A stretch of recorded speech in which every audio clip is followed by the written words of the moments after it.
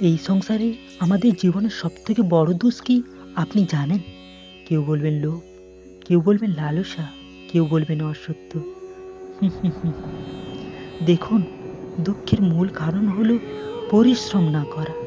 কিছু মানুষ ভাবেন যে আমি জীবনে কোনো পরিশ্রম করব না, অথচ আমি সব কিছু প্রাপ্ত করতে চাই।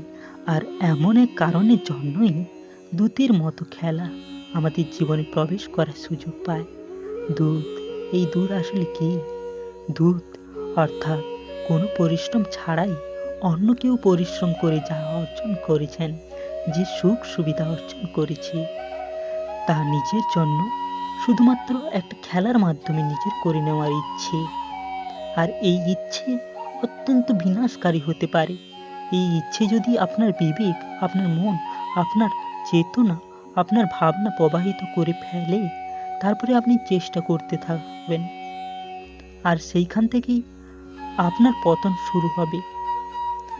এই চেষ্টা করবেন যে অন্য কারো জীবনের সমস্ত ধন, তার সমস্ত জীবন সম্পূর্ণভাবে নিজের করে নেওয়ার। কারণ প্রথমে আশা জাগ্রত হয়, আর এই আশা হতাশায় পরিণত হতে সময় লাগে না। এই হতাশা কুণ্ঠায় পরিণত হতে সময় লাগে না। কুণ্ঠা লোভে পরিণত হতে সময় লাগে না। আর এই লোভ প্রতিশোধ গৃহাতে সময় লাগে না। আর যখন এই সব কিছু হয়, আপনি দুষ্ট হয়ে যান।